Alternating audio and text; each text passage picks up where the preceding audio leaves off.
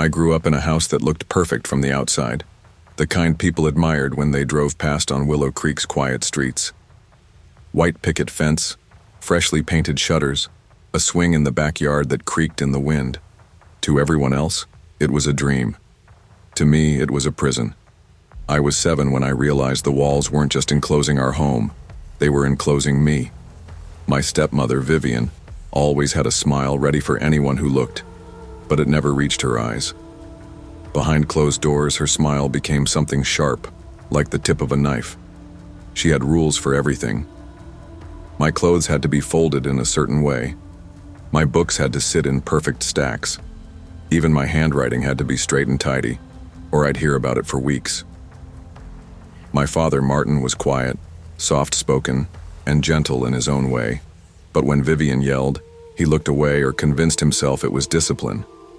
I learned quickly that weakness was dangerous, that showing fear or frustration was an invitation for punishment. I tried to find solace in little things, drawing in my sketchbook, reading fantasy novels in the corner of my room, but even these moments weren't safe.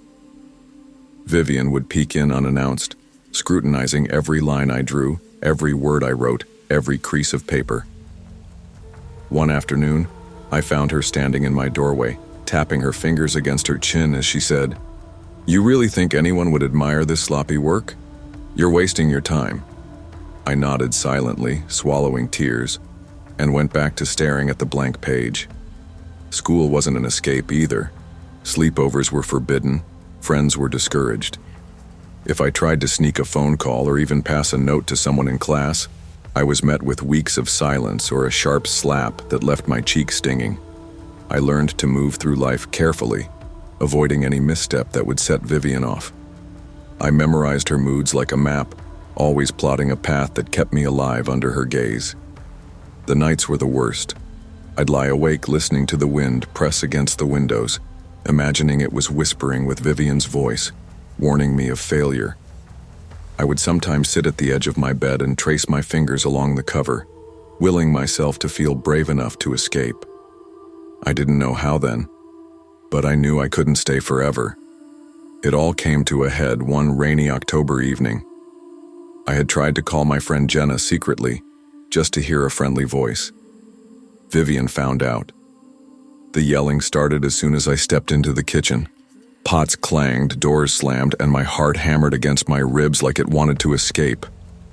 Vivian lunged at me with a heavy wooden spoon, her eyes wide with rage. I froze, not knowing whether to fight or run. Then I saw it. A window in my bedroom slightly ajar. I didn't think. I climbed out into the cold, wet night, soaked to the bone, heart pounding, limbs trembling. I stumbled through the backyard, teeth chattering, water dripping into my shoes. My breath came in short gasps as I neared the fence. I could hear Vivian behind me, yelling my name, her voice slicing through the storm. That's when Mr. Harlan, our neighbor, appeared. His lantern bobbed like a beacon in the darkness. Vivian, in blind fury, brandished a kitchen knife. The chaos escalated, and Mr. Harlan got hurt trying to intervene. I froze, unsure whether to run or help him, but my legs moved on instinct, carrying me to the corner of Maple and Oak Avenue, where the streetlight cast a halo over my shaking form. I dialed 911 with trembling hands, whispering my story as my father tried to explain Vivian's behavior in the background. I don't think he knew how to say the words that would protect me. But the police came, Vivian was arrested, and I was taken to a foster home for the first time in my life. For the first time, I felt free. And for the first time, I felt terrified, because freedom didn't erase the memory of fear. Her voice haunted my dreams for months, every shadow in the house making me flinch. Foster life was different. My new room had soft blankets and a window I could open without fear. The foster mother, Mrs. Reynolds, smiled without malice, asked me about my day without judgment. But I didn't smile back. I had learned too early that happiness had a price. I spent nights staring at the ceiling, thinking about Willow Creek, about the sharp edge of Vivian's temper, the way the storm mirrored her rage. I felt guilty for surviving when she had hurt someone else, when Mr. Harlan had been caught in the chaos. Therapy started slowly. At first, I only nodded along, letting the therapist talk while I built walls in my mind. But gradually, I started to speak about fear, about confinement, about the way someone could smile in front of the world while carrying a storm inside. It was like unpacking a heavy bag I'd carried for years. I cried a lot, sometimes silently, sometimes in bursts I couldn't control. But slowly I felt the first threads of myself returning. School changed too. Teachers noticed I was quieter, more reserved. But there was a spark of defiance beneath it. I wasn't going to be crushed again. My foster parents encouraged friends, sleepovers, extracurriculars. I started drawing again, this time without fear of criticism. It was the first time I realized that creativity wasn't a trap. It was freedom.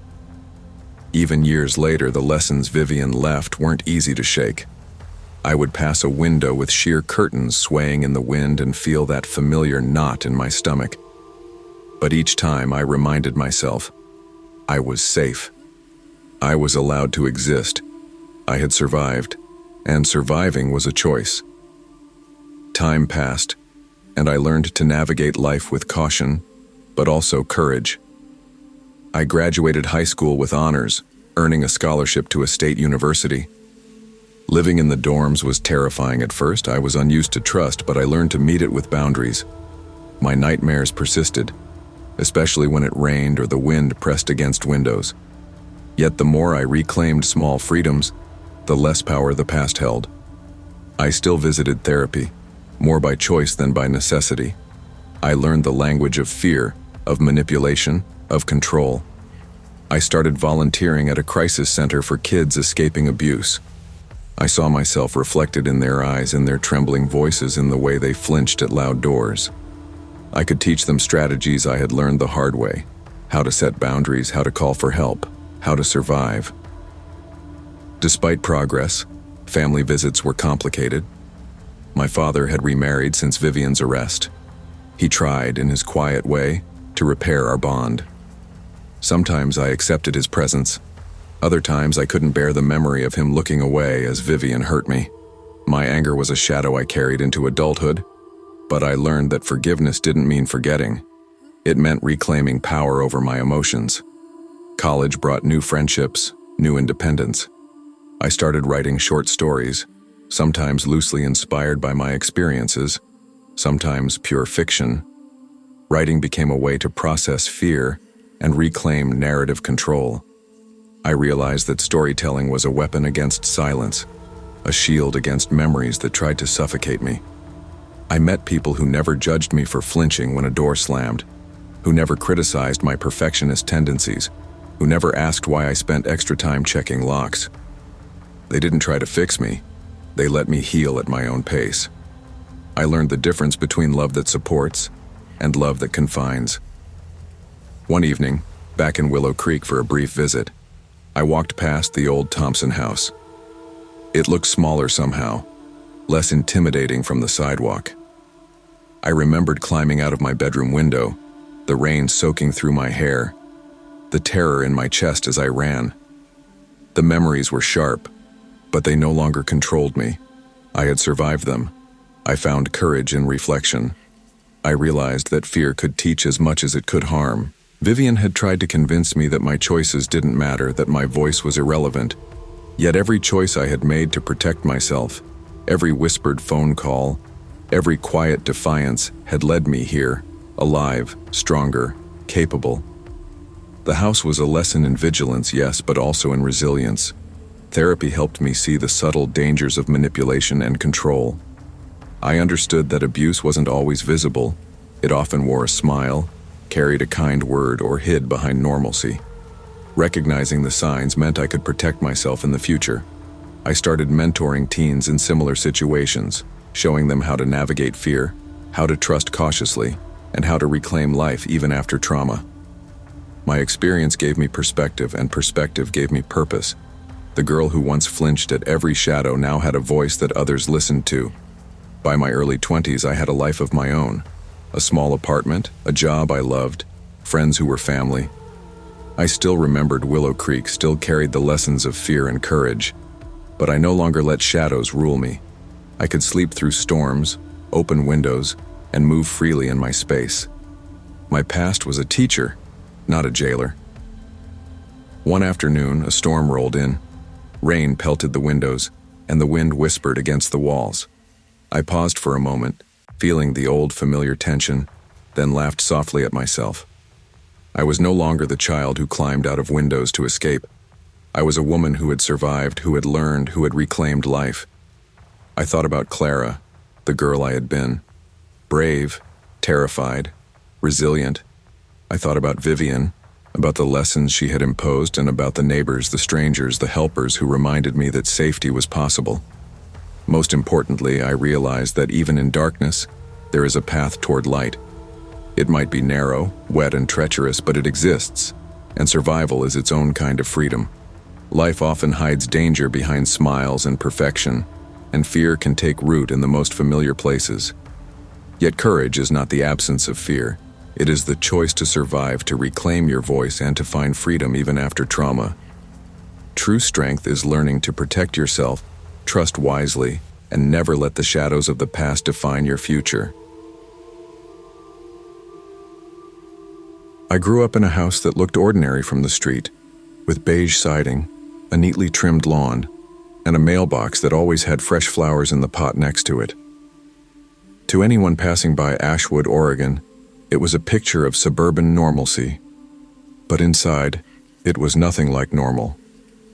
My stepmother, Margaret, had rules for everything. Not just the obvious things, chores, homework, dinner, but the little, invisible details too. A crumb on the counter could earn you a week of silent treatment. A smudge on the mirror could earn a slap that stung far longer than the moment itself. I remember being 13 when I first realized that Margaret wasn't just strict. She was controlling in ways that went beyond discipline. Floors had to be scrubbed multiple times a day, windows polished until they gleamed, and the air itself had to feel orderly. My younger brother, Ethan, bore the brunt of it. He was 10 then, small and nervous, and Margaret would force him into long baths with harsh soap, scrubbing until his skin burned red. I would watch, frozen, wanting to intervene but knowing I would only make it worse. She had a way of noticing everything, even when I thought I had hidden him under towels or in closets. My father, Greg, worked long hours as an accountant. He was quiet, polite, and gentle, but oblivious. He trusted Margaret to discipline the kids, believing it was for our own good. Sometimes I would see the brief flicker of concern in his eyes, but it never lasted. He would shrug and go back to work. I learned early that I had to take care of Ethan myself, shielding him as best I could while keeping my own head down. School wasn't any refuge either. I tried to fit in, tried to be a normal teenager, but the constant tension at home followed me like a shadow. Friends noticed the way I flinched at sudden noises, how I avoided sleepovers, how I rarely laughed. Some drifted away, uncomfortable with the heaviness I carried. Others whispered, asking if something was wrong with me, as if fear was contagious. I invited one classmate, Lily, over one afternoon, desperate for normalcy. Margaret appeared in the kitchen without warning, inspecting every dish, correcting my posture, and forcing Ethan to scrub the counters until he was crying. Lily left quietly, and I felt the suffocating weight of isolation settle even deeper. It was during one of those nights, after Margaret had accused Ethan of not lining up his socks correctly, that I began to notice the journals. Hidden in a drawer, filled with meticulous notes about our routines, our habits, our fears, and even our private thoughts. They were her obsession on paper. I read only a few lines before feeling nauseated, realizing she had been watching and recording us in secret for months. Every whispered conversation, every private glance, every flinch, documented. I couldn't breathe, couldn't think. This wasn't just strict parenting, it was a cage built with observation and cruelty. The turning point came on a night heavy with rain. I woke up hungry, my stomach gnawing, and crept to the kitchen, hoping for a slice of bread. Margaret appeared silently behind me, her eyes wide, voice sharp and precise. "Hands off the fridge. You touch anything without gloves and you'll regret it." I froze, fear curling in my stomach, and backed away. The house was never dark, never quiet when she was awake. Sometimes she would stand silently by my bed, whisper complaints about the way I breathed or the way I moved. Fear had a way of lodging itself in my chest, heavy and unrelenting, and I realized that I couldn't wait for rescue. That night, I made a plan. I whispered to Ethan that it was time to leave. He nodded, his small hand clutching mine tightly, his eyes wide with both fear and relief. I packed essentials quietly, moving through shadows, avoiding squeaky floorboards, careful not to wake the nightmare that was Margaret. Outside, rain soaked our clothes, chilled our bones, but the fear of being caught drove us forward. The house loomed behind us, silent except for the drip of water off the eaves, a reminder of everything we were leaving behind. Ethan and I ran down the street, wet shoes slapping against asphalt, hearts hammering in unison. Every passing car made me flinch, every shadow looked like Margaret. I whispered instructions. "Stay close. Don't look back. Keep your hands in front of you." He nodded, his tiny form trembling beside me. The rain drenched my hair, but I didn't notice. Survival was all that mattered. We reached the shelter a few blocks away, a small brick building with a warm light in the window. The smell of disinfectant and food hit me like a wall, but it was safety. For the first time in years, I could breathe without feeling someone's eyes on me. Volunteers wrapped blankets around us and handed us warm cups of cocoa. Ethan leaned into me, exhausted, still shaking. I held him as best as I could, whispering that we were safe now. The next days were a blur. Social workers asked questions, filled out forms, and reassured us that Margaret wouldn't find us here. I had trouble speaking at first, words lodged in my throat, the habit of silence ingrained from years of fear. But slowly, the story poured out. Every night I had tiptoed across the kitchen, every bath forced on Ethan, every silent treatment and yell, every journal Margaret had kept. I told them all. And they listened. They believed us. Even though the shelter felt safe, my mind didn't. Shadows in corners, creaking floors, unexpected noises, all of it made me jump. I started sleeping with the lights on, checking doors repeatedly, double-checking locks.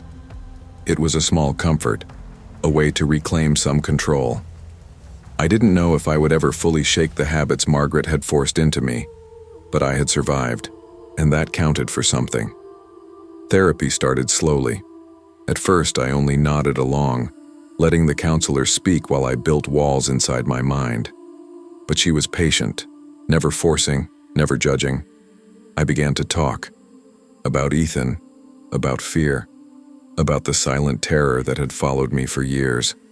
Crying felt dangerous at home, but here it felt like a relief. I cried until my cheeks were raw and my throat hoarse, and slowly, something light began to return. School had to be rebuilt too.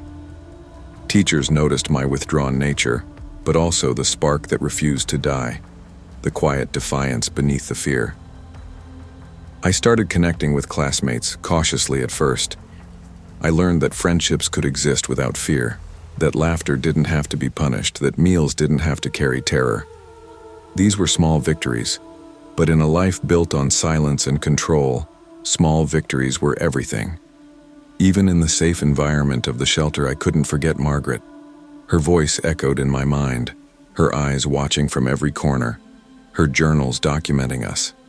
It was a constant reminder that abuse leaves marks that aren't always visible, scars that survive even after the danger is gone. But I clung to the thought that we had escaped, that fear no longer dictated every movement.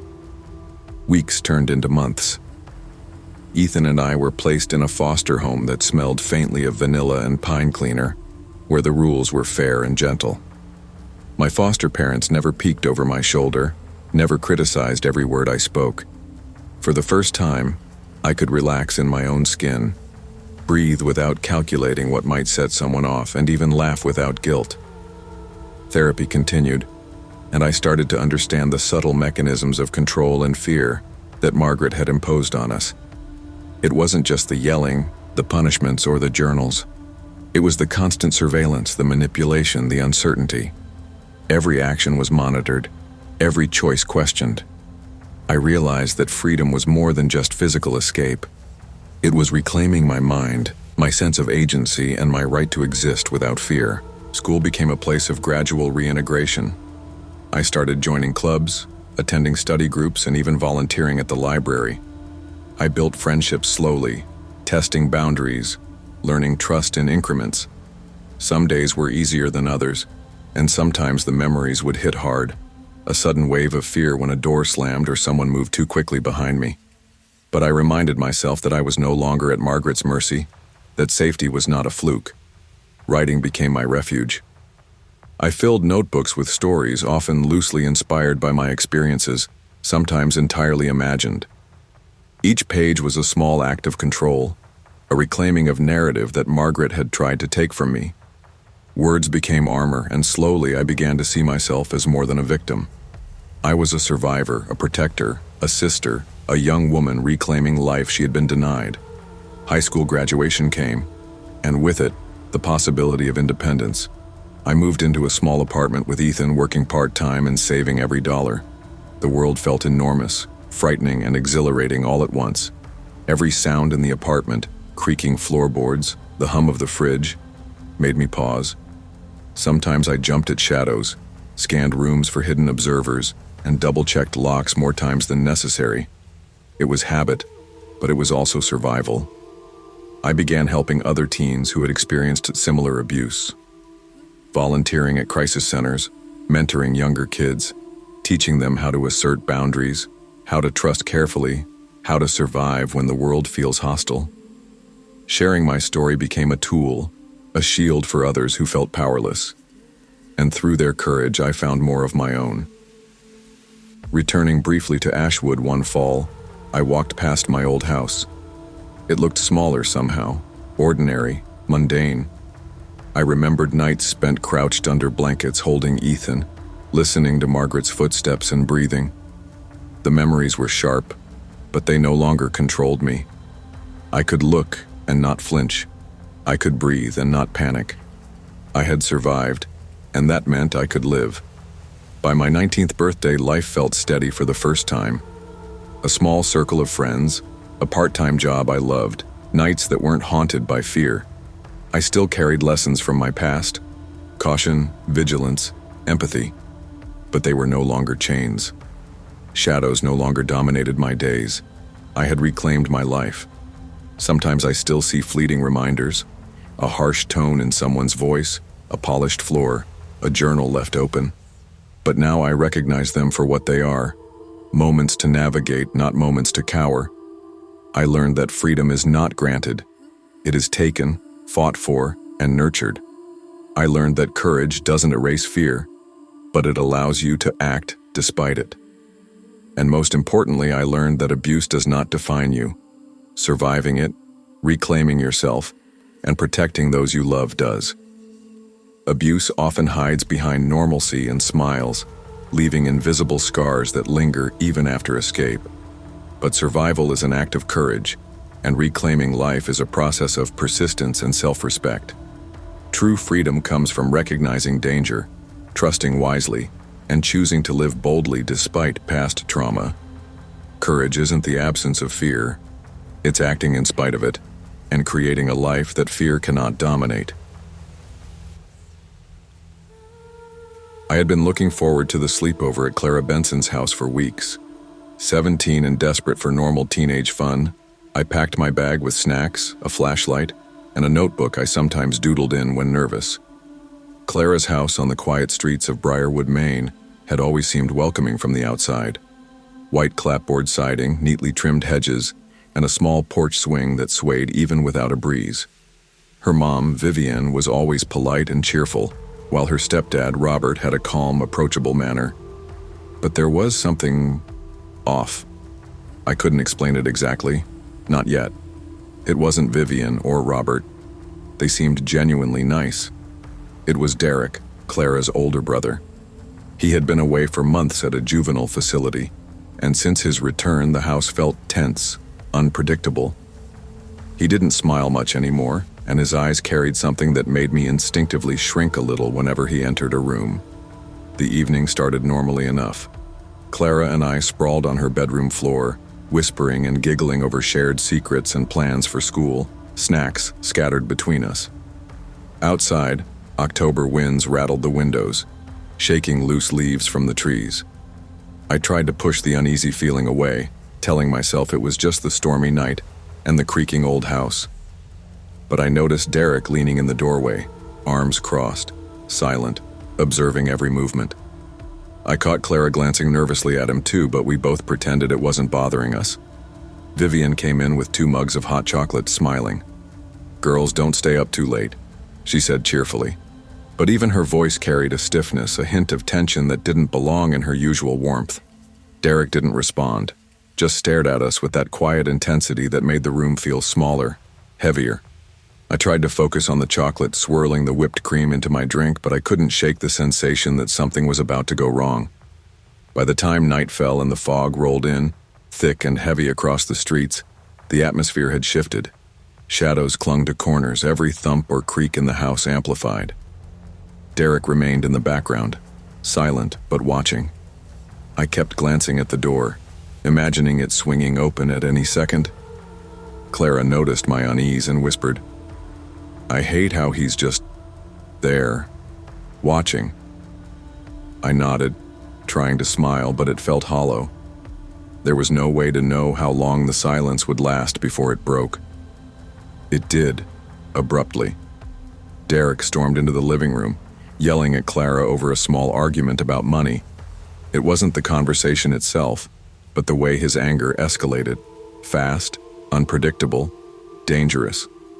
He grabbed a heavy baseball bat that had been leaning in the corner. Vivian tried to step between them, voice trembling, but it was useless. Fear gripped me, cold and raw. This wasn't a prank, a teenage scolding, or a momentary temper flare. This was a threat I could feel in my bones. Clara grabbed my hand and we bolted to her bedroom, slamming the door behind us. My hands shook as I dialed 911, whispering our situation. Derek pounded on the door, yelling, threatening, while Vivian's voice trembled from the hallway, trying and failing to control him. We had no choice but to consider an escape, through the second-story window, into the cold, foggy night. Climbing out the window was terrifying. The wooden frame groaned under our weight, rain soaking our hair and clothes. I rolled on the damp grass, the wind biting through my pajamas, heart hammering in my chest. Clara followed, her grip on my hand tight, trembling. Derek's yelling echoed behind us, and I imagined him coming after us any second. My legs pumped through the fog, branches slapping my arms, until we finally spotted the silhouette of an old caretaker's cabin at the edge of the property. We ran toward it, stumbling through the underbrush, terrified of making a sound, afraid Derek might catch us. I held my breath as we knocked on the weathered door. A man appeared, startled, but quickly realized our danger. He ushered us inside, helping us stay quiet and warm until the police arrived. The relief was immediate and overwhelming, but I could still feel my chest tight, muscles coiled, adrenaline refusing to leave. When the police questioned us, I struggled to find words. I wanted to explain everything, the tension that had built over weeks, the unease that had always been present, Derek's sudden violent outburst, the fear that had settled in my chest like a stone. Clara whispered encouragement, and we managed to recount the events clearly. Derek was arrested, and Vivian and Robert were questioned, but the relief didn't completely settle. I realized that danger can exist in places that seem safe, even homes that appear ordinary. Even after the immediate danger passed, the memory haunted me. Shadows seemed too sharp. Sudden noises made my pulse spike, and I had to check doors multiple times at night. Sleepovers became terrifying, and trust became something fragile and difficult to grant. I realized that fear wasn't something that vanished overnight. It lingered, a quiet presence in my thoughts, always reminding me that the world isn't always what it seems. School felt alien after that night. I found myself avoiding eye contact, jumping at small movements, my mind replaying the incident over and over. Some friends noticed my quietness, whispered concerns that I brushed aside. Others didn't notice, unaware of how quickly a familiar environment could turn into a place of terror. Even routine moments, walking down hallways using lockers, brought flashes of panic. I had survived, but my resilience had been tested in a way I hadn't anticipated. Vivian reached out after the incident, trying to explain her role and her failure to control Derek. I listened, nodded politely, but I didn't feel reassured. Safety wasn't something she could promise. It had to be taken and protected, something I now understood on a visceral level. I learned quickly that trust must be earned, even in situations where adults are supposed to protect you. In the weeks that followed, I tried to reclaim some semblance of normal life, though it was difficult. Therapy helped, slowly untangling the threads of fear that had settled in my chest. Talking about the night, about Derek, about the moments leading up to the chaos, was exhausting but necessary. Each session left me drained, but a little stronger. I began understanding that courage isn't always loud. It's measured, quiet, and sometimes only noticeable in hindsight. Clara and I stayed close, bound by a shared ordeal. We rebuilt our sleepovers carefully, testing boundaries, setting rules, and communicating constantly. Small victories, laughing over a movie, sharing snacks without fear, even walking home together, became monumental. It was a lesson in reclaiming space that had been tainted by fear, showing me that safety could be rebuilt piece by piece. Even back at school, I became more cautious but also more aware. I noticed warning signs, subtle cues of tension, and learned to trust my instincts. I realized that danger doesn't always announce itself. Sometimes it hides behind quiet eyes, polite smiles, and familiar routines. Recognizing this was empowering. I could act before things escalated. I wasn't powerless anymore. Writing became a refuge. I journaled every night, detailing memories, emotions, fears, and small victories. The act of writing grounded me, gave me control over the narrative of my life. I learned to translate panic into words, fear into structure, chaos into order. It was subtle therapy that reminded me I was no longer just a victim. I was a participant in my own story. Months passed and I grew stronger. I learned how to navigate social situations with awareness, how to assert boundaries, and how to respond calmly in tense moments. I volunteered at a youth center, mentoring kids who had faced trauma. Sharing my experience helped me process my own fears and taught me that resilience isn't innate. It's learned through experience, reflection, and action. Sometimes, the memory of that foggy October night returned. Derek's shadowy figure, the pounding footsteps, Vivian's anxious voice. But it no longer paralyzed me. I could breathe through panic, think clearly, and act decisively. Fear had not disappeared, but it had become manageable, a signal rather than a prison. The experience shaped my understanding of trust. I realized that protection cannot always be guaranteed by others. Sometimes, survival depends on courage, quick thinking, and decisive action. I learned to balance caution with confidence, vulnerability with awareness. It was a lesson in self-reliance that I hadn't expected to learn at 17. By the time I turned 18, life had started to feel steady. I had friends I trusted, routines I controlled, and a sense of independence that was hard-won. I still remembered that night in vivid detail, the fog, the rain, the fear, but those memories no longer ruled me. They were reminders of what I had survived and what I could endure. I reflected on the lessons I had learned, that danger can hide in familiar places, that courage often comes in small acts of quick thinking, and that resilience is built through confronting fear, not avoiding it. I understood now that trauma doesn't disappear, but it can be integrated into your story in a way that empowers rather than confines. I had survived, and in doing so, I had discovered a strength I never knew I possessed. Life would always carry shadows, but I had learned to navigate them with awareness, courage, and the knowledge that I was capable of protecting myself. Even in familiar, seemingly safe environments, danger can lurk unexpectedly. True courage is not the absence of fear, but the ability to act decisively despite it. Survival depends on quick thinking, awareness, and the willingness to reclaim your own safety. Trauma shapes resilience, and strength is built not by avoiding fear, but by confronting it and choosing life in the face of it. I grew up in a house that looked ordinary from the road, a small weather-beaten farmhouse on the outskirts of Sawyer, South Dakota. To anyone passing by, it looked quiet and peaceful. Snow drifting lazily across the yard in winter, smoke curling from the chimney, wind chimes swaying gently in the summer. But inside, the air was heavy with fear, and every corner of that house had a shadow that didn't belong. My father, Keith Carter, was distant.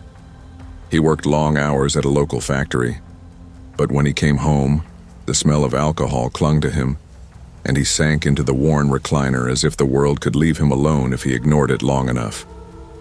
That left my stepmother, Linda, in complete control. In public, she smiled perfectly, waved at neighbors, and hosted dinners with a warmth that seemed almost fake when I watched from the kitchen doorway.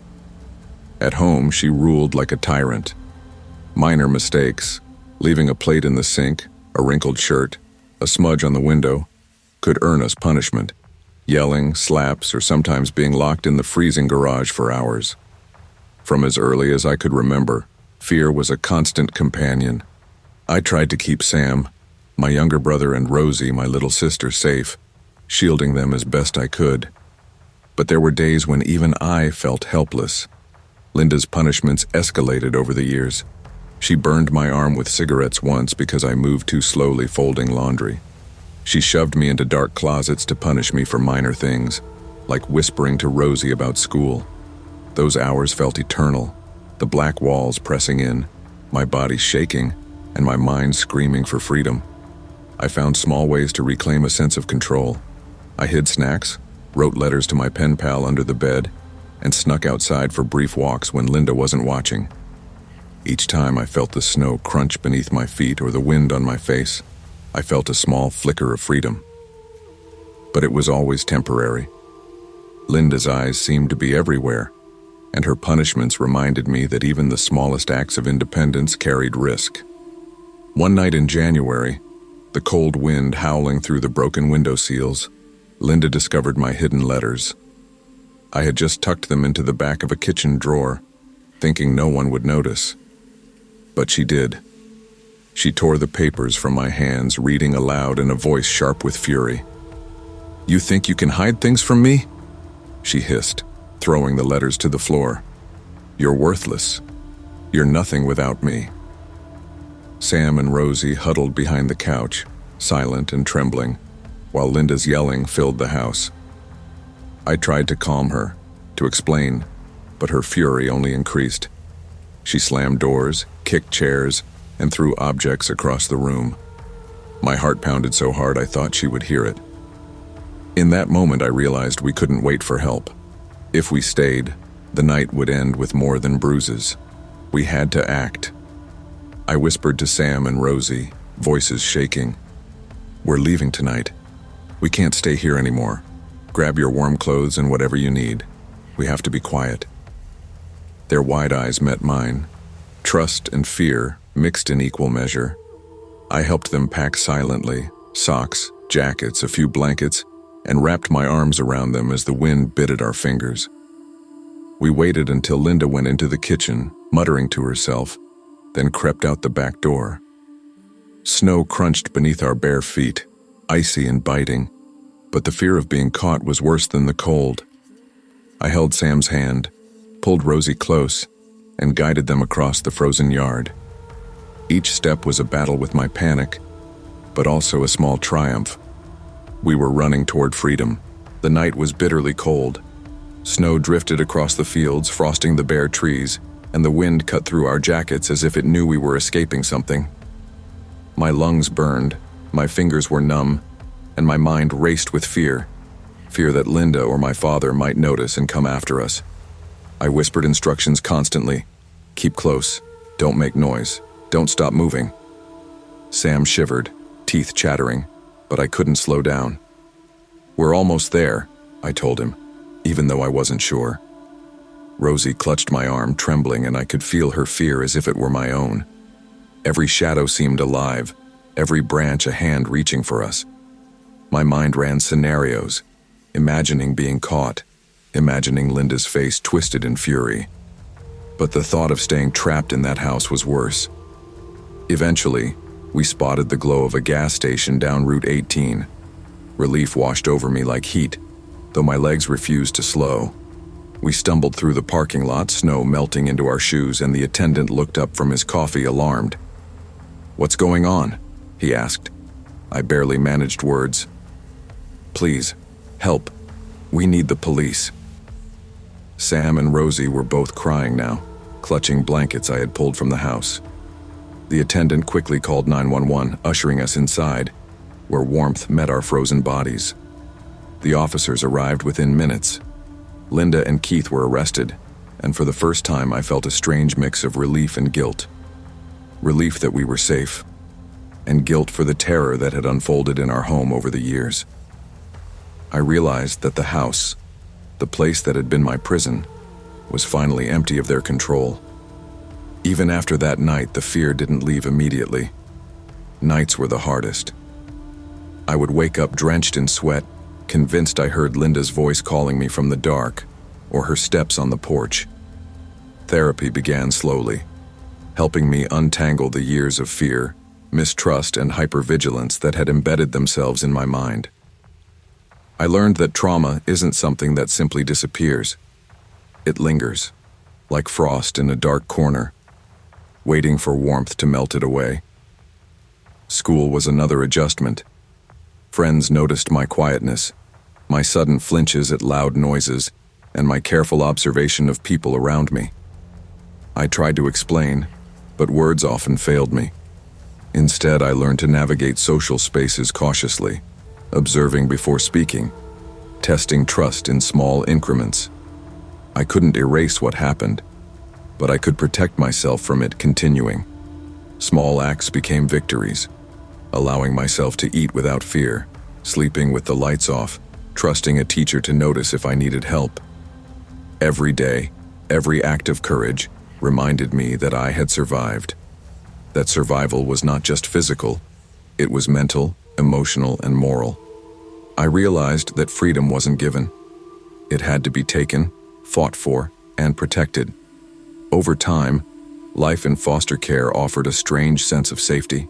My siblings and I were placed together finally, in a small house where warmth, routine, and genuine concern replaced fear and unpredictability. My foster parents never raised a hand in anger, never scolded in rage. It was a strange, unfamiliar sensation. Meals that weren't interrogations, doors that weren't monitored, and space that felt mine to occupy. Therapy became a refuge. I would recount events with as much detail as I could manage, letting the counselor guide me through the emotions tied to each memory. The memories were raw, the cigarette burns, the dark closets, the constant vigilance, but speaking them aloud made me feel lighter, though the process was exhausting. I began to see myself not just as a survivor, but as someone capable of reclaiming life, capable of protecting my siblings, capable of making choices for my own safety and happiness. School became a space for rebuilding. I cautiously reached out to friends, tested the waters with small social risks, and allowed myself to laugh again. Some days were easier than others, and sudden noises or raised voices still triggered panic. But I could now pause, breathe, and remind myself that I was no longer trapped. Every laugh, every conversation, every small connection was a victory over the years of fear. I also began writing again, a habit I had started before Linda's control had escalated.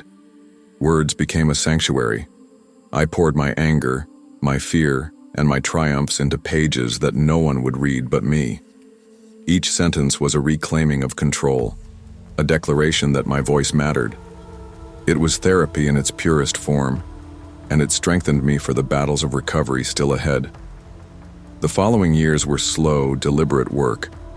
I learned how to set boundaries, to navigate relationships carefully, and to recognize red flags before they escalated. I learned how to assert myself in a world that had taught me silence for survival. I began mentoring other children who had faced abuse, helping them understand that survival was possible, that courage could be cultivated, and that freedom could be claimed even from the darkest circumstances. Despite progress, memories never disappeared. I could still recall Linda's voice, her laughter masking cruelty, the sting of cigarette burns, and the bitter cold of the garage where I had been locked. But those memories no longer controlled me. They were reminders of strength I had discovered within myself, evidence that fear could be survived and overcome.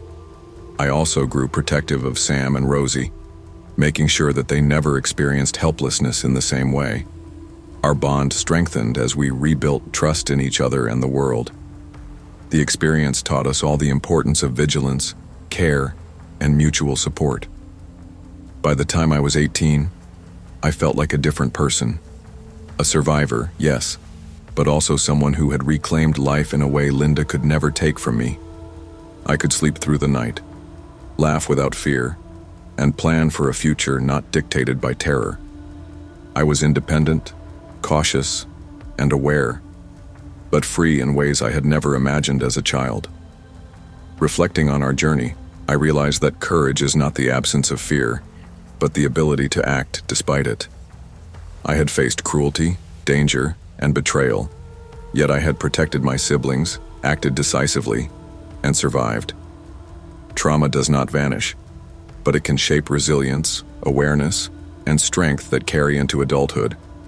Even in the most isolated and controlled environments, courage and love can carve a path to freedom. True strength is not defined by the absence of fear, but by the determination to act, protect, and reclaim life. Survival is not just physical, it is mental, emotional, and moral, and it is built through persistence, awareness, and unwavering care for oneself and others. I never thought a small apartment could feel like a prison.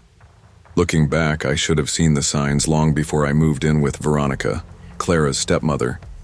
My name's Lucas Harper, 27, and at the time, I was desperate.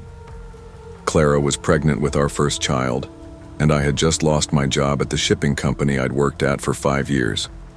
The bills were piling up, my savings were gone, and my pride was crumbling faster than I could patch it. When Veronica offered her apartment as a temporary place for us to stay, I thought it was a lifeline. I didn't know it would become a cage. At first, Veronica seemed perfect, polished, organized, polite, the kind of person who smiled at neighbors, baked cookies for the building kids, and made small talk with people in the lobby. "You two will be safe here," she said, her smile warm. "I'll make sure everything is perfect before the baby arrives." I wanted to believe her. Clara clung to that hope too. We didn't have the energy to see past it, but the cracks started appearing almost immediately.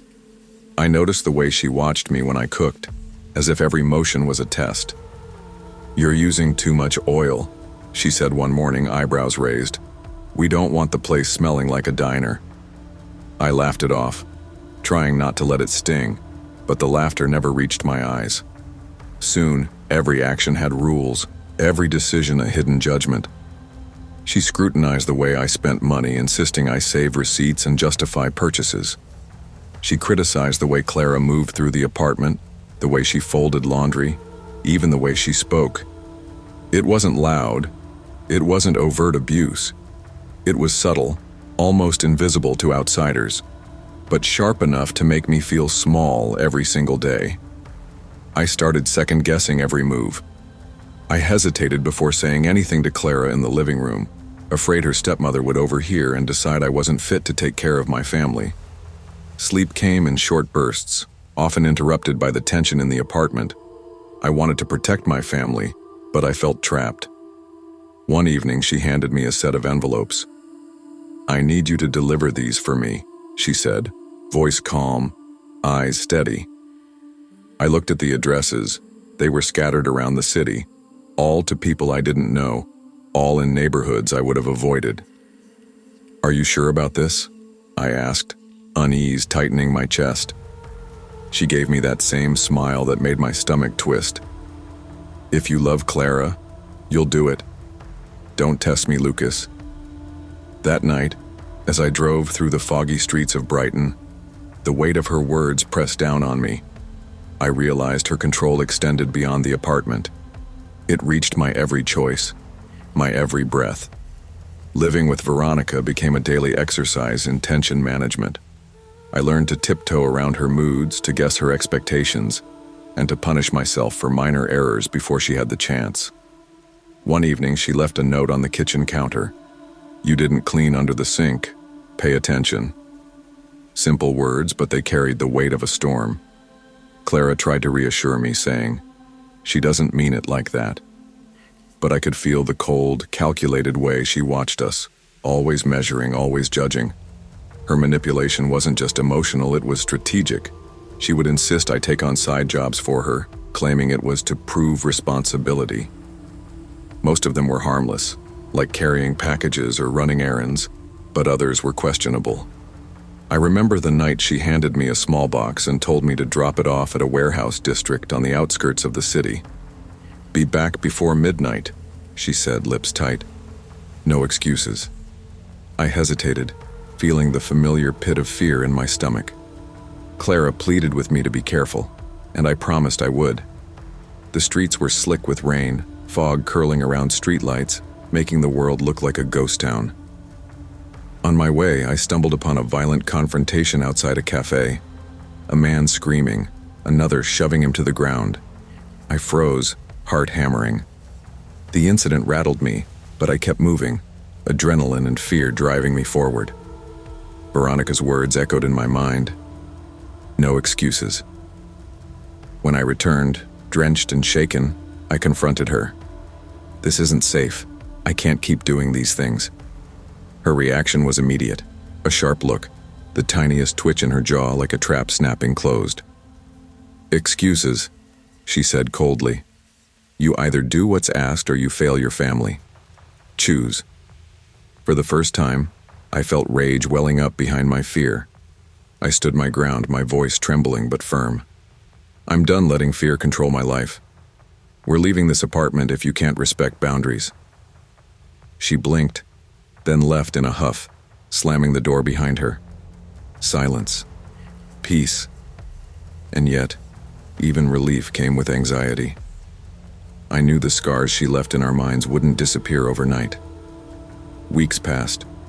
The apartment felt lighter without her constant presence, but the anxiety lingered like an unwelcome guest. I tried to reclaim the space for Clara and me, rearranging furniture, cooking meals without inspection, laughing at small jokes without guilt. But there were moments I caught myself scanning the shadows, imagining her standing in the hallway, smiling coldly. PTSD isn't always loud. Sometimes it whispers in the middle of the night, in small flickers of doubt and fear. Clara noticed the change in me, and we talked long into the evenings about our plans, our hopes for the baby, our dreams of leaving Brighton for a fresh start. I promised myself I wouldn't let fear dictate my actions anymore. But the lessons Veronica taught me, the vigilance, the hyper-awareness, remained embedded. It took conscious effort to remind myself that not everyone was out to control us, that a smile could be genuine. Then came the day I realized how deep the manipulation had cut. I found an old envelope from Veronica tucked behind the radiator. Threats, criticisms, lists of failures she thought I had committed. I held it in my hands, trembling. I thought of all the nights I lay awake, heart racing, wondering if she would strike next. I had been surviving, yes, but the survival had been a slow erosion of my confidence. I made a vow. Never again would I allow anyone to hold such power over me. Months later, we moved into a small flat of our own. The space was humble, but ours. For the first time, I felt like I could breathe. I set boundaries early, making it clear that no one could manipulate us with fear. Clara and I learned to communicate openly, to share anxieties before they festered, and to celebrate victories, small and large, without fear of judgment. I enrolled in a new job and the baby arrived healthy, bringing with him a sense of purpose that no job loss or stepmother's cruelty could ever take away. Occasionally, I would catch myself tensing when a visitor entered, expecting cold eyes or calculated smiles. But over time, these moments passed. I realized the lasting effects of manipulation weren't just in the memories. They were in the habits it left behind. Each day, I had to actively rebuild trust in myself, in Clara, and in the world around me. Years have passed since that chapter of my life, but the lessons remain. I think back to the nights I drove through foggy streets, heart racing, doing what I thought I had to survive. I remember the notes, the cold stares, the manipulations that crept into every corner of our lives. And yet, I also remember standing up that night, telling Veronica that her control was over. That moment defined me as much as any triumph or failure. Now, when I face challenges, big or small, I carry that experience with me. Not as fear, but as a reminder of resilience, self-worth, and courage. Life will always have people who try to control or manipulate, but the lesson I learned is universal.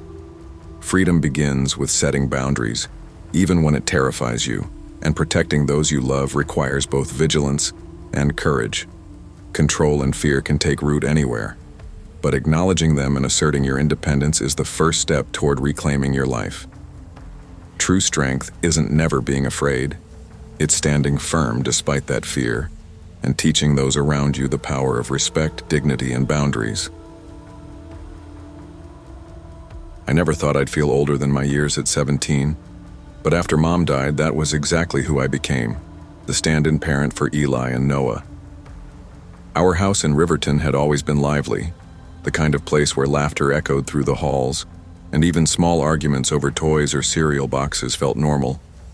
Mom's death changed all of that in an instant. One day she was sitting on the couch, reading a book, laughing at some joke I didn't even catch, and the next she was gone. 2 years had passed, but I still caught myself glancing around, expecting her to call our names from the kitchen. Dad tried. He really did.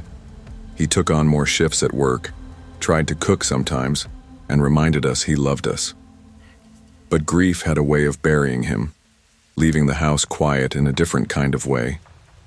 I kept Eli and Noah on track, made sure they had homework done, fed them, tucked them in at night.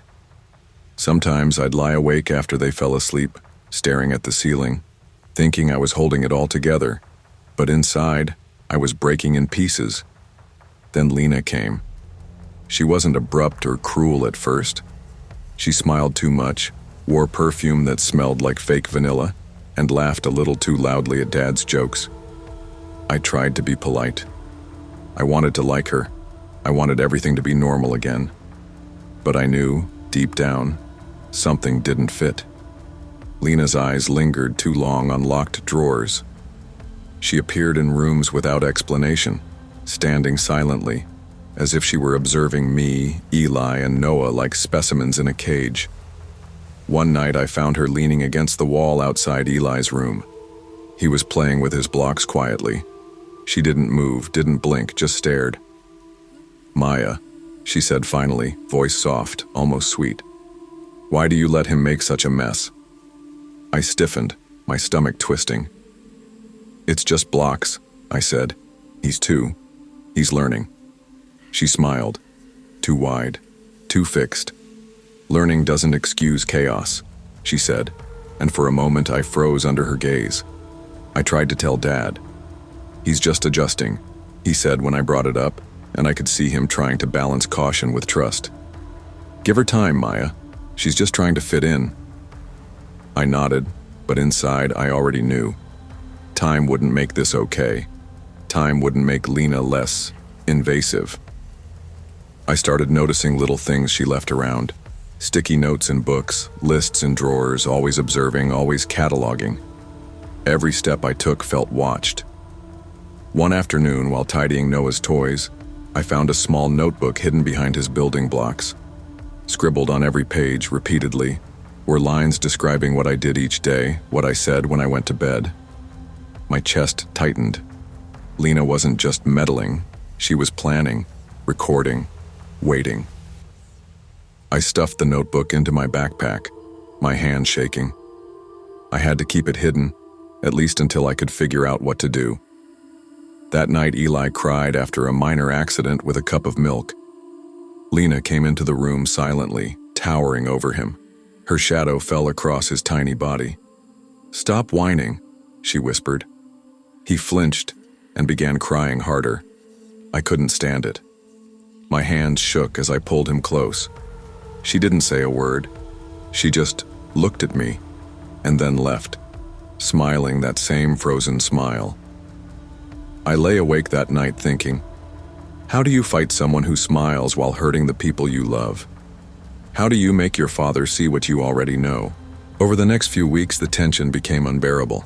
Lena's subtle comments turned sharper. "You really think that's the right way to do it?" She'd ask about my chores or how I fed the boys.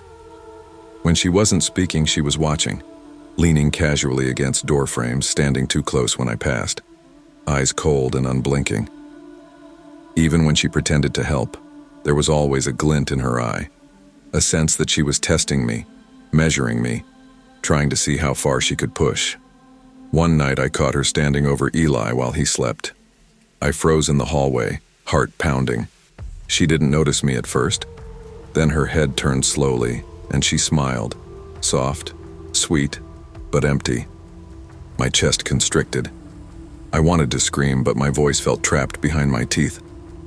I backed away quietly, locked myself in my room, and held my knees to my chest until the shaking passed. I tried to tell Dad again. "She's just adjusting. Give her time," he said, sighing.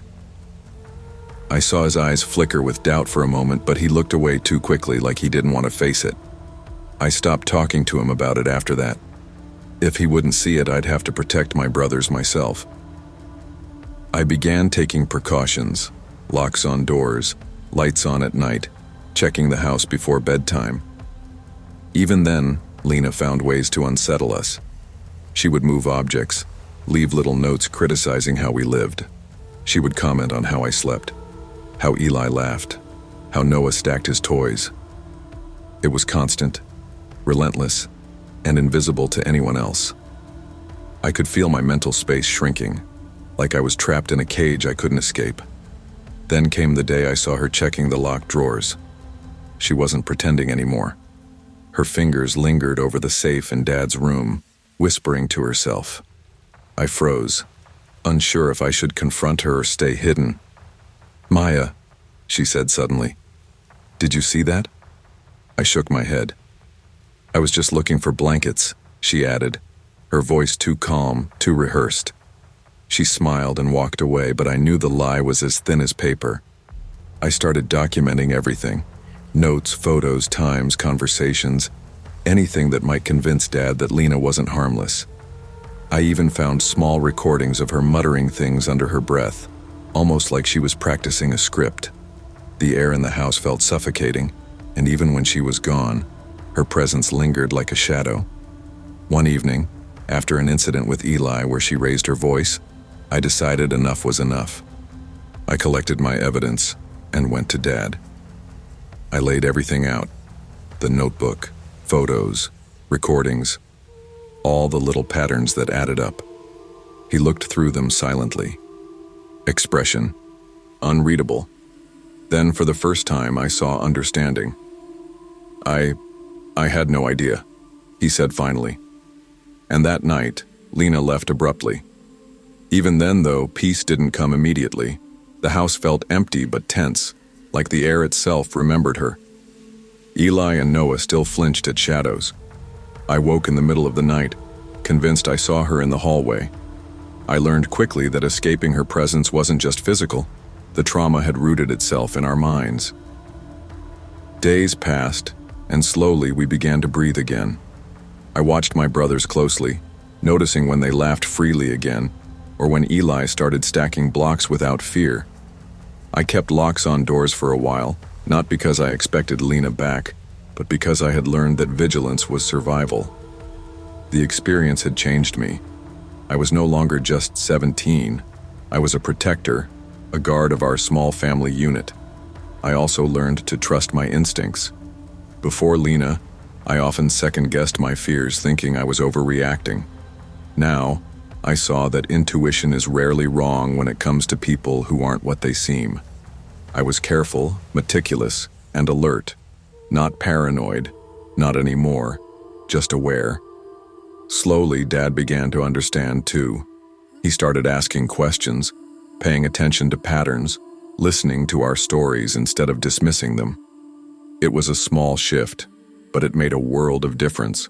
We could live in the house again without fear, though the memory of Lena remained like a bruise that didn't quite fade. I realized that boundaries are essential. We rebuilt our home one rule at a time: locked doors, clear responsibilities, and most importantly, a family that listened to each other. I had learned to speak up, to stand firm, and to act when things felt wrong, even if the adults in the room were slow to see it. Months later, life settled into a fragile normalcy. I still woke some nights imagining shadows, but I reminded myself that we were safe. I began to reclaim parts of myself that had been buried under fear: friends, hobbies, even quiet moments alone. The boys thrived under the new balance, laughing, playing, and sleeping without dread. It wasn't perfect. Memories of Lena came unbidden, sometimes triggered by a look, a smell, a sound. But I realized resilience doesn't mean forgetting. It means continuing to live fully despite scars.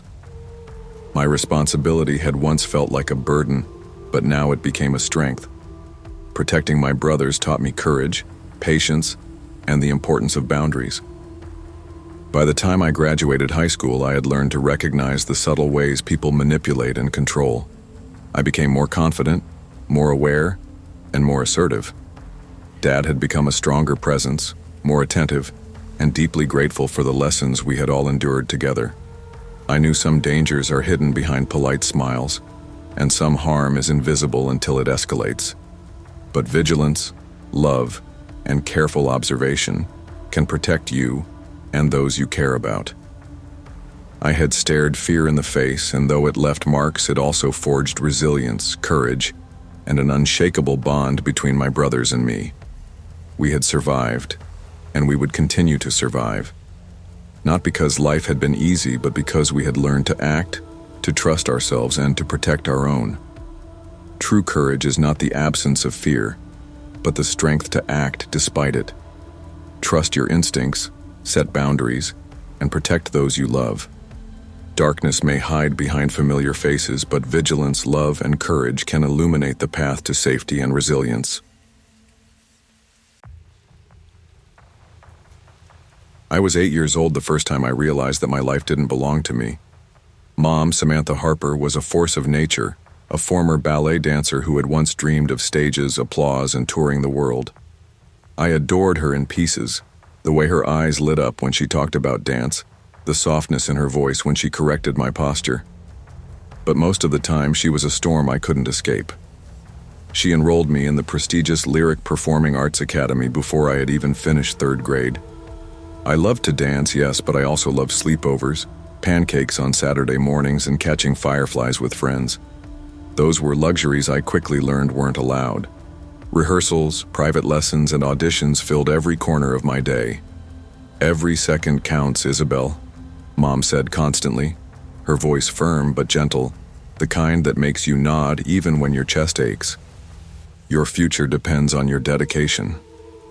At first, I obeyed eagerly. I wanted her approval, the faint warmth in her smiles when I executed a move perfectly. But obedience came at a cost. My social life evaporated. Friends moved on without me. Birthday parties passed without invitations, and every summer felt like a grueling marathon of drills instead of sunlit freedom. When I tried to push back, even slightly, she would sigh, shake her head, and deliver the kind of guilt that sank into your bones. "I gave up everything for you, Isabel. Everything. Do you think I did it for fun?"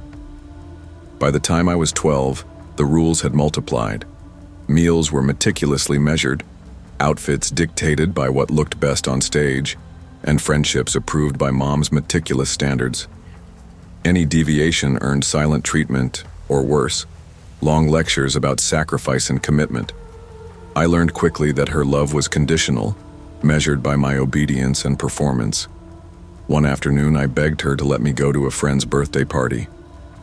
"It's just one evening," I pleaded. She set down her notebook, eyes narrowing. "One evening off schedule could ruin months of progress," she said. "Your friend will understand. Life isn't about indulgence, it's about achievement." The words were always wrapped in care, but underneath, they carried the cold weight of control. I went to my room and cried, realizing that my childhood was slipping through my fingers, replaced by lessons in discipline and relentless expectation. The academy became my entire world, but even there, the shadow of Mom's obsession followed me. I remember watching other girls laugh freely, swapping stories of birthdays and sleepovers, and feeling a pang of longing I couldn't voice. By 15, I understood something else too. Mom's ambition had become mine in name only. I performed, I competed, I smiled for her, while inside I felt like a ghost of the child I might have been.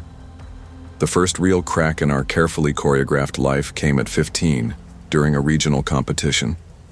I had practiced tirelessly for weeks, executing routines that left other dancers breathless. But Mom was never satisfied. "Bend that wrist more, smile wider. Remember your audience," she instructed, following me like a shadow backstage, eyes sharp, correcting every imperfection. I hated the way she watched me. Her gaze wasn't pride. It was a constant audit, measuring, recording, judging. I tried to focus, but every note of the piano, every whisper from the judges, was drowned out by the rhythm of her expectations. And then Lila Benson won the lead role. Lila, with her effortless grace, her laughter that didn't feel calculated, she beat me. Backstage, Mom's face changed.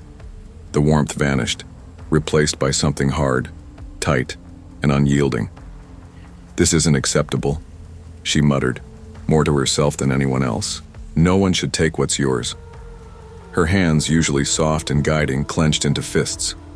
I remember feeling a sudden chill. "I'm happy for Lila," I said, trying to mask the fear curling in my stomach. Mom didn't answer. She just fixed my costume, tightened my bun, and whispered, "We'll make this right. Don't worry, Isabel." That night, she left a glass of celebratory punch on Lila's table, then waited, calm and composed, as she executed her plan. I watched in horror as the girl I considered a friend sipped it, then collapsed quietly. I froze. My stomach churned. "Mom, what did you do?" My voice barely carried. She turned to me, serene and rational. "It's done. For you. For your future." I couldn't speak. The thrill of victory I had imagined never came. Instead, there was shame, fear, and the heavy weight of complicity pressing down. After that night, nothing felt safe. I performed the lead role, each step haunted by Lila's absence. Applause felt hollow, smiles felt hollow. And Mom? She never looked back, never admitted wrongdoing, only pushed harder. Her obsession consumed her, leaving me to navigate a twisted landscape where ambition and morality collided in impossible ways. As I entered high school, the control only intensified. Mom scrutinized my every meal, my every friendship, my every breath. I became adept at hiding small acts of rebellion, stealing moments to text friends, sneaking in casual clothes when she wasn't watching. But nothing escaped her ultimate awareness. "I know what you're thinking," she would say with a calm, terrifying certainty. And she did. She always did. I remember the night she cornered me in the living room, voice soft but venomous. "You think you can have normal friends and succeed? You're wrong. You'll never reach the top without absolute dedication." I tried to argue, to say that happiness mattered too. She cut me off with a glance that silenced me, a look that drained my words before they left my mouth. "You don't understand sacrifice, Isabel. You will one day. You'll thank me." It was exhausting. Constant vigilance, constant fear, constant performance, both on stage and at home. I longed for normal teenage life, for sleepovers, for casual afternoons in the park. But those desires were treated as indulgences, weaknesses. Every act of defiance, no matter how small, brought lectures that weighed heavier than any physical punishment. Even the academy staff began noticing the strain. Whispers circulated about the girl with the intense, controlling mother, and I could see their concern in glances that lingered a moment too long. Yet Mom remained untouchable, charming, persuasive, always justifying her obsession as love, as dedication. I wanted to scream, to tell the truth, but fear anchored my tongue. The National Youth Performing Arts Competition was the breaking point. Mom hovered over me, adjusting every strand of hair, every detail of my costume, her eyes scanning for flaws only she could see. I tried to breathe, to calm myself, but her tension radiated like electricity, infecting my body. Lila was scheduled for the lead, and I felt a knot of dread tighten in my stomach. When Lila won, Mom's expression hardened. The night of the celebration, she orchestrated her plan. I watched silently, paralyzed with horror, as the consequences of her obsession unfolded. Lila collapsed. I wanted to cry out, to stop her, but Mom's calm eyes told me, "Do nothing." And I didn't. Performing the lead role felt empty. Every leap, every spin, was hollow without Lila's presence beside me. I realized, painfully, that my mother's ambition had not only destroyed innocence but had corrupted me too. I had become complicit, a witness to actions I would never forgive myself for. In the months afterward, life carried on, but nothing felt the same. Mom never admitted wrongdoing, and her obsession with perfection intensified. I learned to navigate the world carefully, hiding resentment, fear, and guilt behind polite smiles and flawless performances. My friendships suffered. My adolescence was stolen. Yet I also learned lessons about morality, resilience, and the costs of blind ambition. Eventually, I understood one truth. Love without respect and morality can become a weapon. Control masquerading as care can destroy innocence and trust. I still danced, still performed, but I did so cautiously, aware of the fine line between ambition and obsession. And I swore that if I ever became a parent, I would nurture, protect, and allow freedom. Never control, never coerce, never sacrifice a child's soul for my own unfulfilled dreams. Ambition, when twisted by obsession, can become destructive. True love nurtures, respects, and protects. It never demands control or sacrifices morality. Success at the cost of others' well-being is no success at all. I had always prided myself on my independence. Growing up in Asheville, North Carolina, I learned early that relying on myself was safer than relying on anyone else. My parents had their quirks, but for the most part, I grew up in a household where autonomy was quietly respected. College was my sanctuary, a place where I could carve out a life that belonged entirely to me. Nutrition and wellness had been my passion for as long as I could remember. There was a calm, methodical satisfaction in understanding how bodies worked, how food could heal, and how the mind was tied to every choice we made. When I met Ryan during a campus wellness seminar, I hadn't expected much beyond casual conversation, but there was something about his quiet kindness and easy laughter that made me want to know him more. Over 6 months, our friendship evolved into something deeper. We shared long walks, late-night conversations over coffee, and moments where I felt genuinely seen. So when he asked me to visit his family home in a remote countryside town, I felt a mix of excitement and nervous anticipation. He said his mother, Eleanor, was eager to meet me, and while Ryan spoke warmly about her, he also dropped vague hints about her strong personality. The drive to his family's farmhouse was longer than I'd expected. The misty hills rolled past the window, and dense pine forests loomed overhead, their shadows stretching across the narrow roads. The house itself looked like something out of a postcard, a sturdy farmhouse with peeling white paint, wide porches, and gardens that suggested careful upkeep. but there was an unsettling stillness to the surroundings that set my nerves on edge. Eleanor was waiting at the door when we arrived. She was tall, her posture perfect, with a smile that seemed rehearsed. "Vanessa, so wonderful to finally meet you," she said, her voice warm, but with an edge I couldn't place. She swept me into a hug that was firm and calculated, and I felt a slight tremor run through me. Inside, the house smelled faintly of wood polish and roast meat. Dinner was served in a dining room that gleamed with polished silverware and linen. Eleanor had prepared a lavish meal, steaks, gravy, and buttered vegetables, knowing full well I was vegetarian. I declined politely when she offered me a portion of beef. Her smile tightened and she shot a glance at Ryan. "Quirky habits," she murmured, almost too loud to be private. My stomach sank, and I forced a smile, pretending I hadn't noticed the sharpness in her tone. As the night wore on, Eleanor's control became clearer. She corrected my posture at the table, commented on my manners, and even tried to dictate small things like how I held my fork. Each remark was framed as concern, but I felt my space shrinking, the air around me tightening. When I attempted to retreat to my room, she followed, insisting she needed to help me adjust to the household. At one point, she forced a spoonful of gravy into my mouth, lecturing me on family traditions. My cheeks burned with humiliation, and a wave of fear gripped me. I realized that I was no longer in a safe space, and I wasn't sure if Ryan even saw what was happening. That night, lying in bed, I couldn't shake the feeling that Eleanor's gaze was everywhere. My mind raced, trying to figure out how to protect myself while still being polite. I had never encountered someone so manipulative, so willing to exert control under the guise of care. Sleep came fitfully, punctuated by thoughts of escape and the uncomfortable realization that I might need to act sooner than I ever imagined. Morning brought no relief.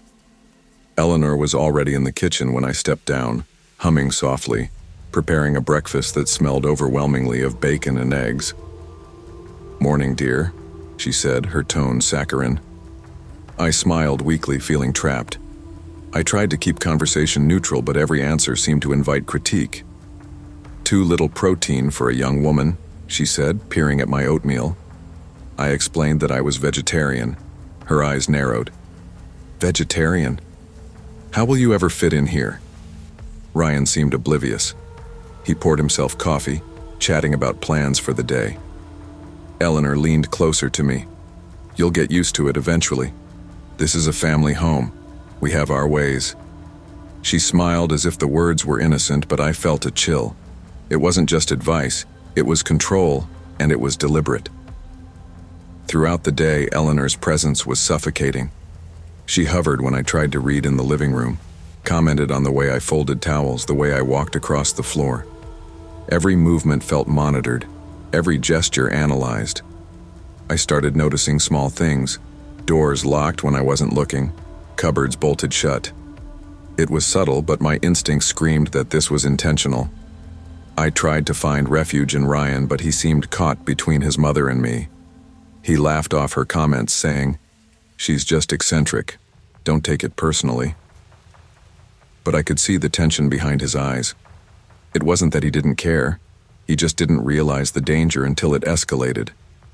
By nightfall, Eleanor's behavior had become outright aggressive.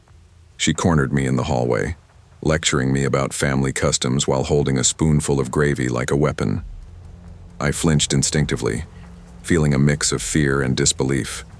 This was no longer subtle manipulation. It was domination. I realized then that politeness or patience wouldn't protect me.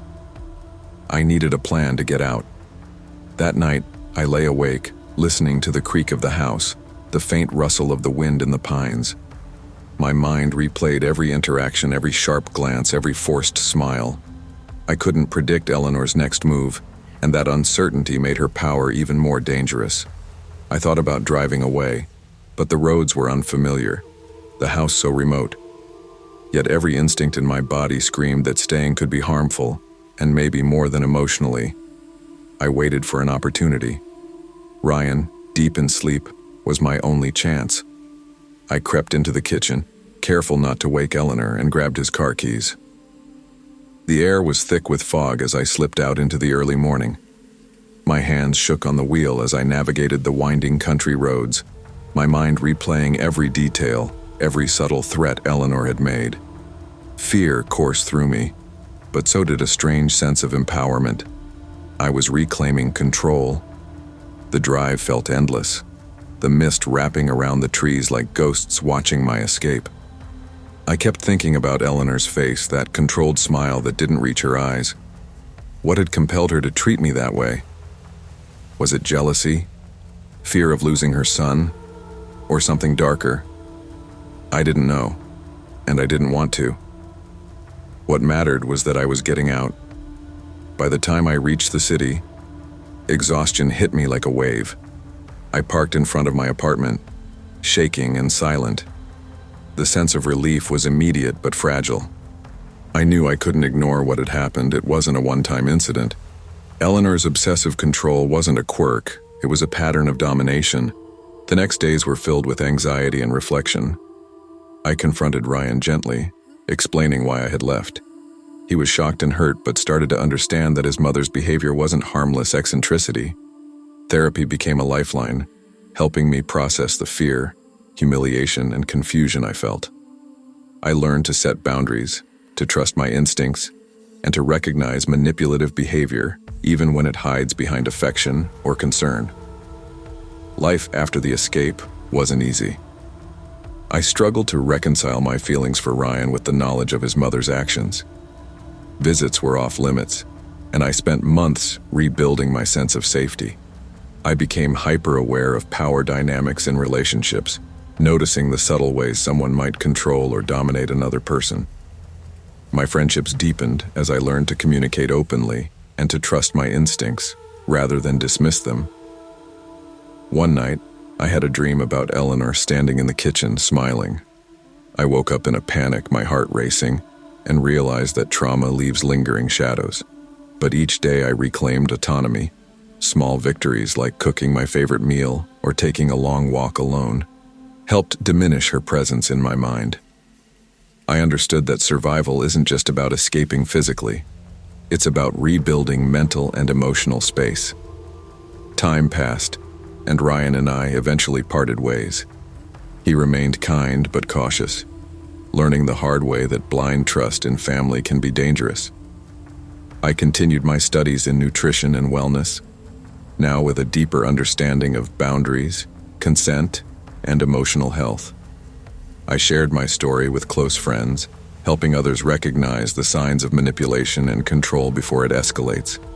Through it all, I learned that independence isn't just a trait, it's a necessity when navigating relationships that test your limits. Eleanor's shadow may linger in memory, but it no longer dictates my actions. I walk forward with awareness, caution, and strength, knowing that autonomy and self-respect are not negotiable. True independence and emotional safety come from trusting your instincts and setting clear boundaries. Manipulation often hides behind affection, kindness, or family loyalty, but recognizing and resisting control protects both your mind and body. Respect and care should never come at the cost of your autonomy. I had always thought of our cabin in the Vermont hills as a sanctuary, a place where the air smelled like pine and cedar, where mornings came with the soft hum of rustling leaves and birdsong. It wasn't a sprawling estate, just a modest cedar home Marcus and I had built together before I became pregnant.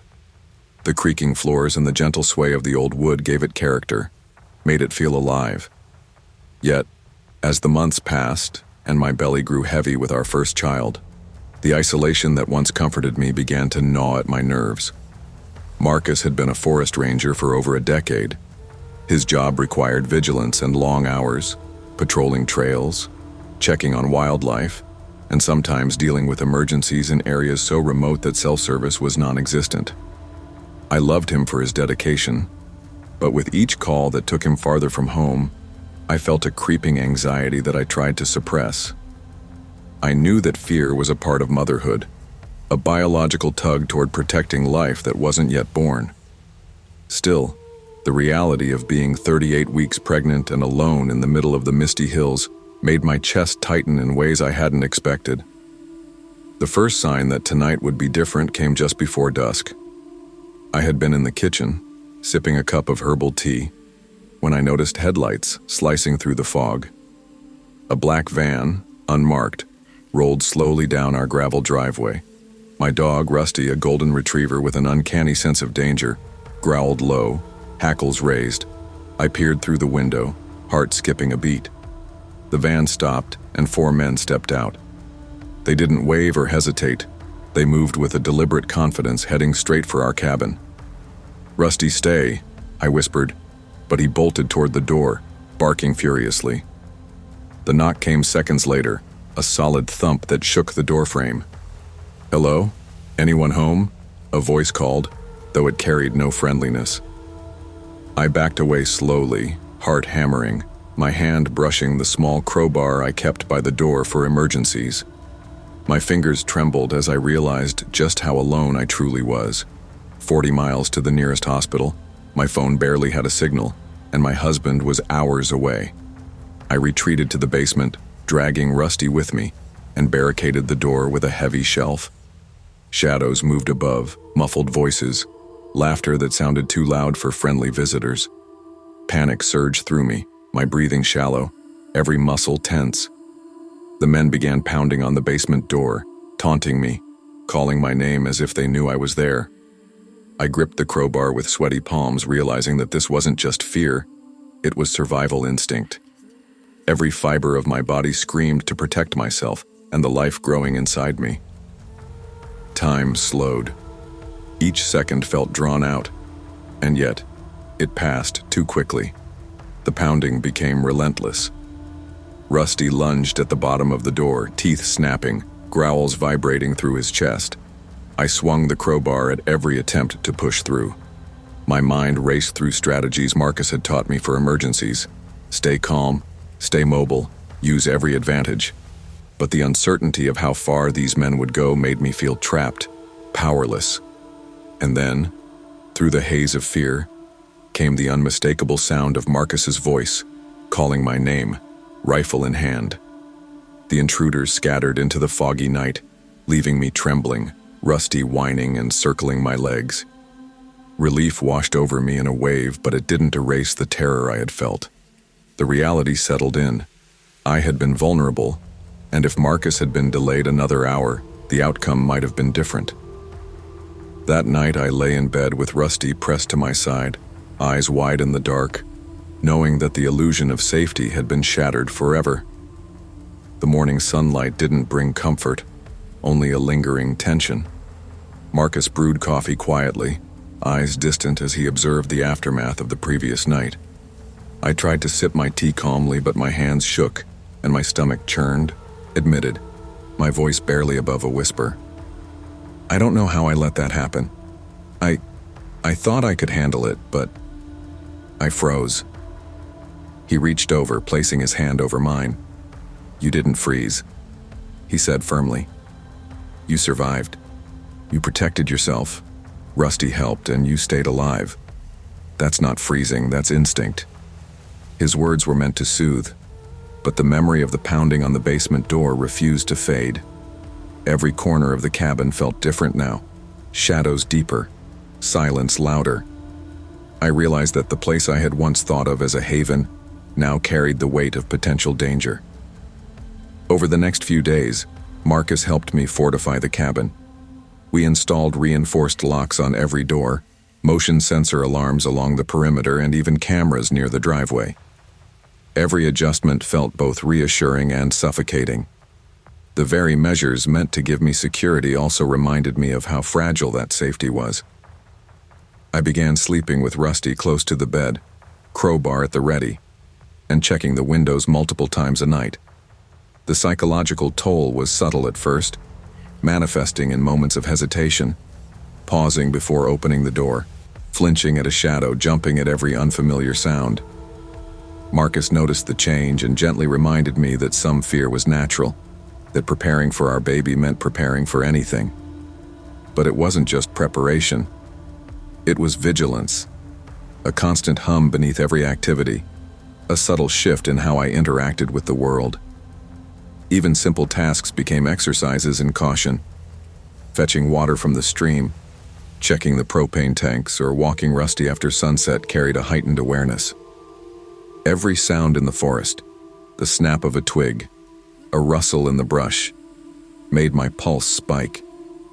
Marcus tried to ease my fears, teaching me how to move quietly, how to scan for threats. But I could sense that even his calm presence didn't erase the memory of the intruders.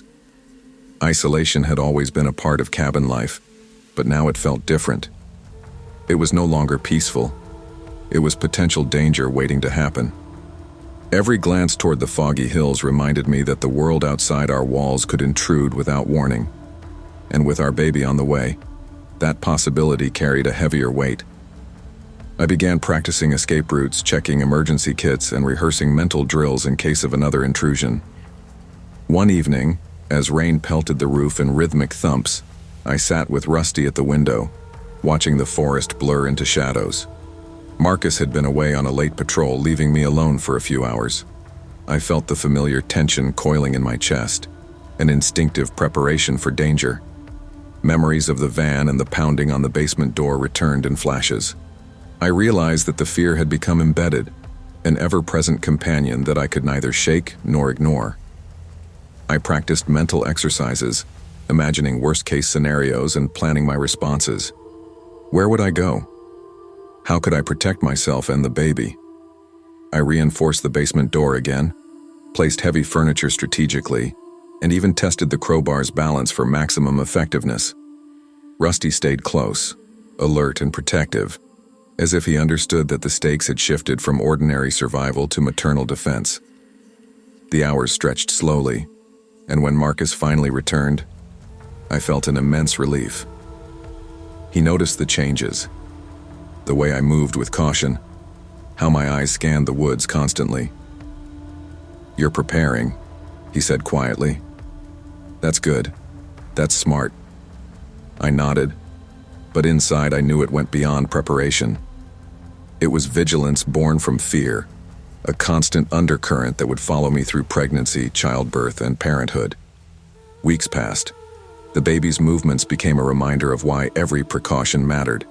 Each kick was a pulse of life I needed to protect, an anchor to the present. Marcus and I developed routines, locking doors, checking alarms, ensuring emergency supplies were always at hand.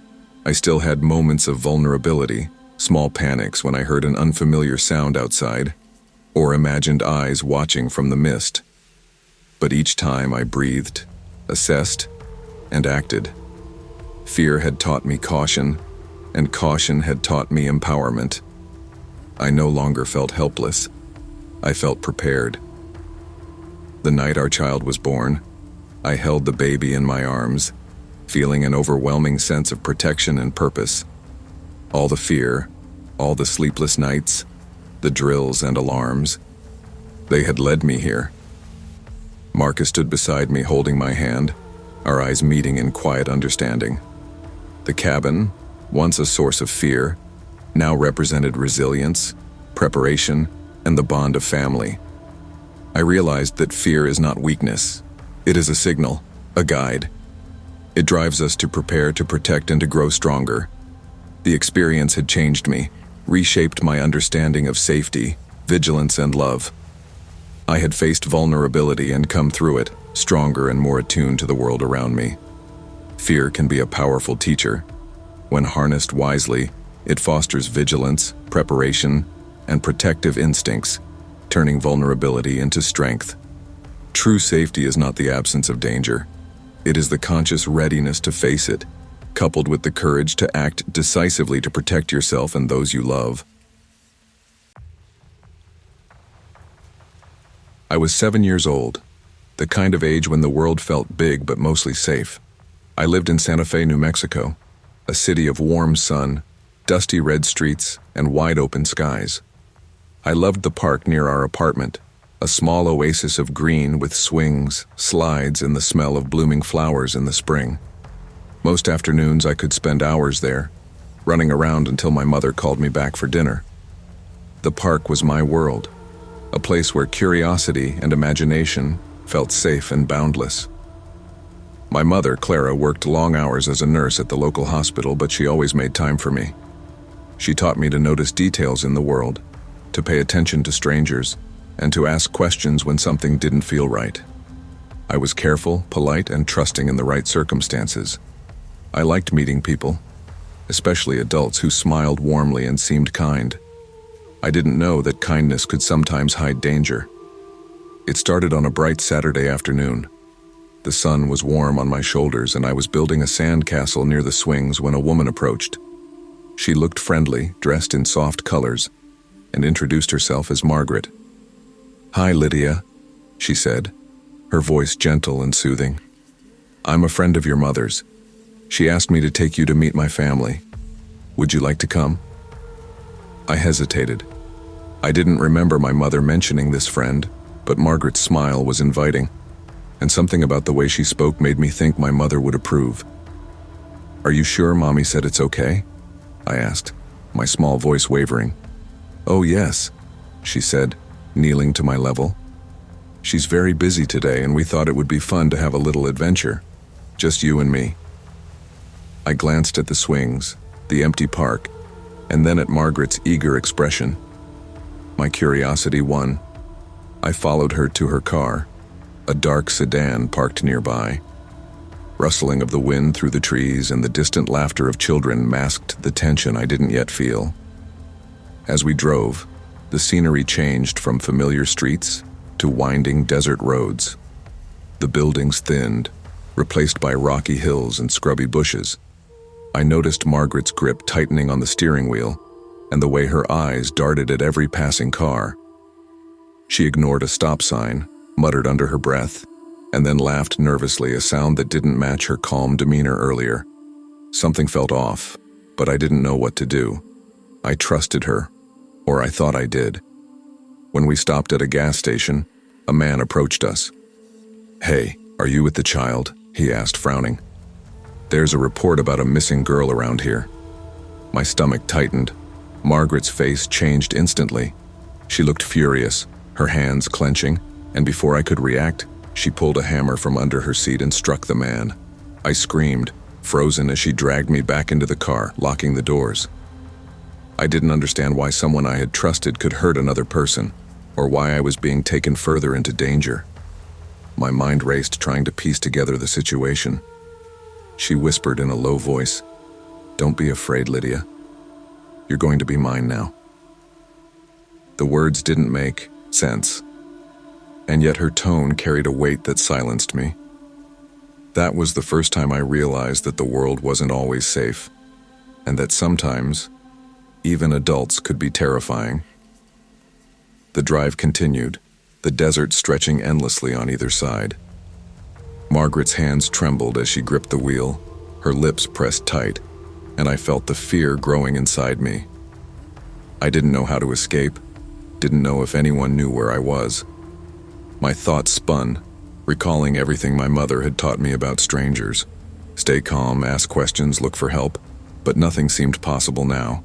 She tried talking to me as if nothing had happened, asking about my favorite colors, my school, my friends. Her words sounded like a lullaby, soft and melodic, but I could feel the tension in her movements. Every glance in the rearview mirror reminded me that I was trapped, that this woman had intentions I didn't understand. I tried to make small requests, hoping to appeal to her sense of reason. "Can we stop somewhere?" I asked. "I need to call my mom." She shook her head sharply. "No, Lydia, we can't. It's just you and me now. I've been waiting for this." Her voice was calm, almost hypnotic, but I could sense something dangerous beneath it. I realized gradually that she wasn't taking me to meet her family. She had a plan, a motive that had nothing to do with friendship or kindness. My pulse quickened. I wasn't sure what to do, but I knew I had to stay alert. When she stopped at another station, hoping for gas and a quick snack, a passerby recognized the situation and asked pointedly about the missing child report. Margaret's face hardened instantly, and she lashed out violently, attacking him with a hammer and dragging me back into the car. I squeezed my eyes shut, heart racing, unable to understand why someone would be so cruel. The fear was overwhelming, and I couldn't stop crying. In the quiet moments of the drive afterward, Margaret talked about herself. She had lost a child years ago, she said, and had been searching for someone to fill that void ever since. Every word, every sentence was laced with obsession and grief. She projected her loss onto me, speaking as if I was meant to replace her child. I didn't respond, only listening, the weight of confusion and terror pressing down on me. The desert seemed endless, the horizon blurring in the heat waves.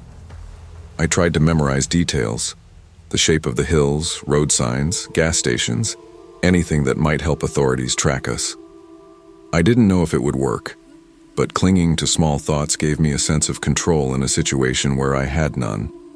Margaret had made me her object, her replacement for something she had lost, and I could feel the suffocating grip of her obsession pressing closer with every mile.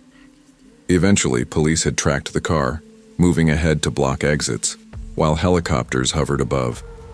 I could see flashing lights in the distance, though Margaret didn't seem to notice, or she pretended not to. Fear twisted inside me, a mix of relief and terror. Relief that help was near, terror at what she might do if we were caught. She muttered to herself, gripping the wheel tighter, her eyes wild. I whispered prayers, gripping the seat as tightly as I could, trying to make myself small, hoping she wouldn't notice my awareness of the approaching authorities.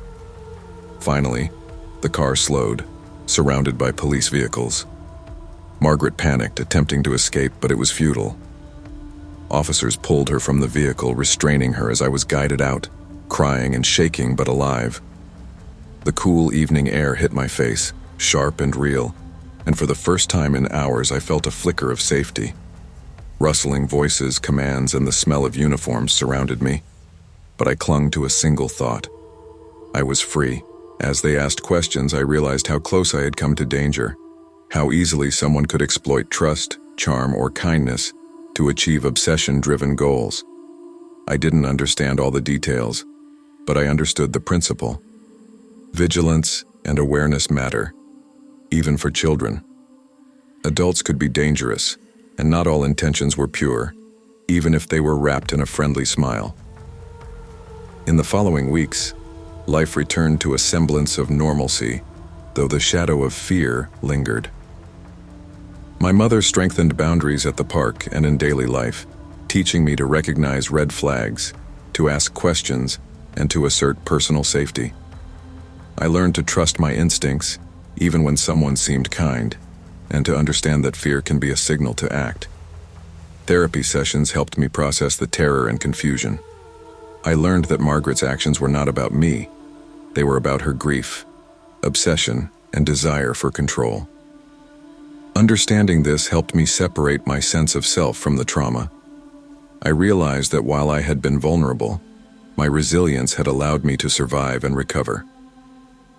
Months later, I returned to the park, hesitant at first, Rusty by my side. The sun shone bright over the red city streets, and I remembered the fear, the panic, the feeling of being trapped.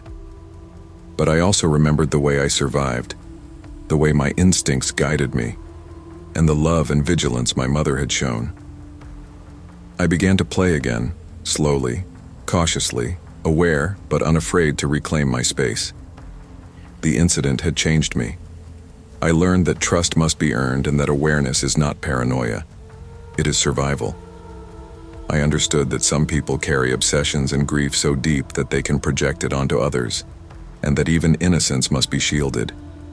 But I also discovered that resilience, guidance, and careful vigilance could restore a sense of safety and empowerment.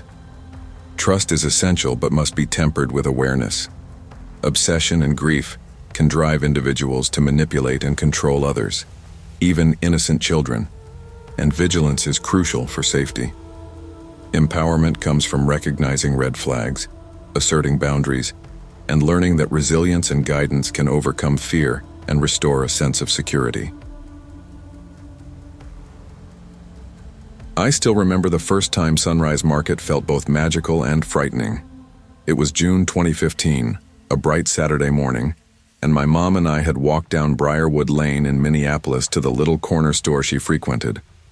I was 7, tall for my age, curious about everything and easily distracted. The aisles were a wonderland, colorful candy jars lined at my eye level, small toys stacked on low shelves, and the faint smell of fresh bread mixed with packaged snacks. Mom was already lost somewhere between the produce section and the snack aisle, and I wandered a little further than I should have, drawn toward the small toy display near the back. I loved toys, plastic animals, tiny dolls, puzzles I could solve in a few minutes. My fingers hovered over a small model car when I noticed a man approaching. He was in his 40s, wearing a worn windbreaker and a baseball cap that shadowed his eyes. At first he smiled, and I felt a strange mix of curiosity and caution. "Hey there," he said softly. "Want to see a special toy? Just back here." My stomach tightened. I didn't know why, but something about his voice and the way he leaned slightly closer made my skin crawl. I called out for Mom, my voice trembling. "Mom!" I shouted. She didn't hear me, still absorbed in her shopping. The man paused, pretending to examine the shelf behind him, but I could feel his eyes on me. I knew I needed to stay alert. A few minutes passed, and he eventually wandered off when he realized I wasn't going to follow him. My small victory made me feel a little braver, but the incident left a lingering unease. I stuck closer to Mom as we walked through the snack aisle, eyeing the entrance and exit, noting the positions of the employees behind the counter.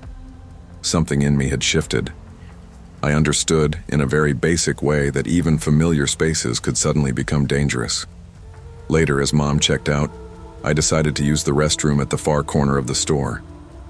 I thought I was safe, that the encounter with the man was over. But then, unexpectedly, he appeared behind me. My heart leapt into my throat. His hand covered my mouth, and I felt him trying to pull me toward the storage area. Panic exploded inside me, but instinct took over. I bit his hand as hard as I could, twisting and jerking while screaming for my mom. A cashier nearby noticed my cries immediately and rushed over. "Hey, get away from her!" she shouted. The man, startled, loosened his grip and fled. I ran into my mom's arms, shaking, tears streaming down my cheeks. Security footage later confirmed his presence, but he had vanished before the police arrived. That day changed the way I saw small stores, the way I approached strangers, and the way I understood my own intuition. What had seemed ordinary, the aisles, the candy jars, the soft hum of the fluorescent lights, suddenly carried a potential for danger. Even at 7, I knew I had experienced something serious, something that would teach me lessons I carried into adulthood. In the weeks that followed, Sunrise Market became a place I avoided whenever possible. I would grip Mom's hand tightly whenever we shopped, scanning every aisle for unfamiliar adults and watching every movement with suspicion. Even ordinary tasks, choosing cereal, picking snacks, felt tense. My imagination filled in the gaps, turning simple shoppers into potential threats. Mom tried to reassure me. "Sweetie, it was just one man. Most people aren't like that," she said gently. But I didn't care about statistics. I cared about survival, about keeping myself safe. My 7-year-old brain had learned a hard truth. Even the most ordinary, familiar places could conceal danger. I began noticing details I'd never considered before. The way people lingered near the corners, the subtle ways some adults watched children more than necessary, the distances between aisles that allowed for sudden approach. My heightened awareness became second nature. At school, I was more cautious about who I spoke to, how I navigated playgrounds, and how I walked home. One day, my teacher noticed my tension and asked what was wrong. I hesitated, unsure how to explain a fear rooted in a single frightening encounter, but eventually I told her the story. She listened carefully, nodded, and said, "It's good that you trusted your instincts. That's how you stay safe." Those words resonated with me. I realized that fear, while uncomfortable, was also a tool. It guided me toward action that could prevent harm. By the summer, I started to understand my reactions better. When we walked past stores, I wasn't just scanning for threats out of paranoia. I was practicing situational awareness. I learned to notice exits, the positions of employees, and how crowded a space was. I began to understand the subtle cues that indicated potential danger: a lingering gaze, unusual gestures, or someone trying to isolate a child. Mom noticed my caution but also encouraged me. "You don't have to be afraid all the time," she said. "Just be smart and aware." Her words became a kind of mantra. I knew I couldn't control the world, but I could control how I responded to it. By the time school started again in the fall, I felt more empowered, even at 7. I could walk confidently, aware of my surroundings, and trust my gut when something felt wrong. The man from Sunrise Market was never caught, but the lessons I learned that day stayed with me. Awareness and action could prevent harm, even if luck didn't always favor you. Years passed, and my understanding of that morning deepened. By middle school, I had internalized the principles of safety, awareness, and assertiveness. When I walked through stores, I carried a mental checklist. Where were the exits? How crowded was the store? Who was paying attention to me and who seemed out of place? I wasn't paranoid. I was prepared. The lessons from Sunrise Market also extended to my relationships. I became protective of younger children in my family, especially my niece. Shopping trips were never casual. I held her hand firmly, kept her close in aisles, and watched other shoppers with a quiet vigilance. I realized that teaching others how to respect boundaries and recognize danger was part of staying safe myself. One summer, when my niece was 5, we visited a small market downtown. A man approached her, smiling too broadly, asking if she wanted to see something special. My body reacted instantly. I stepped in, placing myself between him and her, and said firmly, "She's with me. Step back." The man hesitated, then left. My niece looked up at me, wide-eyed. "What was that?" she asked. I smiled softly. "Just being careful." That day, I realized that my past fear had transformed into empowerment. My experiences had taught me vigilance, assertiveness, and the importance of trusting instincts. The memory of Sunrise Market wasn't just about trauma, it was a blueprint for resilience. By high school, I had also learned to balance awareness with normalcy. I could enter stores, walk the streets, and interact with strangers without constant panic. The fear was there, yes, but it was measured, informative, and manageable. I had grown capable of recognizing threats, responding appropriately, and protecting both myself and those I cared about. College brought new challenges. Living in Minneapolis independently, I frequently navigated crowded stores, unfamiliar neighborhoods, and public transit. The lessons from Sunrise Market remained essential. I carried a small whistle in my backpack, kept my phone ready, and trusted my gut when situations felt off. One evening, while shopping alone in a local market near my dorm, a man tried to follow me into the narrow aisles. My pulse spiked, but I didn't panic. I positioned myself near the checkout, maintained eye contact, and spoke firmly. "Excuse me, can you move back?" I said, voice steady. He paused, muttered something, and left. The small victory reinforced a critical truth. Preparedness and assertiveness often deterred danger more effectively than fear or avoidance alone. Through college, I shared these lessons with friends, especially younger students. I emphasized awareness, trust in instinct, and the importance of vocalizing concerns. Many dismissed these conversations at first, but over time they acknowledged their value. My experiences became more than personal. They became practical guidance for others navigating urban spaces. Now, as an adult, I take my niece and other young family members shopping regularly. I scan aisles, watch entrances, and subtly teach them to recognize boundaries and trust instincts. I carry the lessons from that morning at Sunrise Market with me, a reminder that ordinary places can unexpectedly become threatening. I also recognize the resilience those experiences instilled. Fear, when acknowledged and managed, becomes empowerment. Awareness turns vulnerability into preparedness. Assertiveness transforms hesitation into safety. I understand that danger is sometimes unavoidable, but How we respond defines the outcome. Trust your instincts, respect your boundaries, and don't underestimate the lessons small moments of fear can teach. Awareness and action are tools, not paranoia. Ordinary places can become unsafe, but knowledge, vigilance, and courage ensure that safety is never entirely out of reach.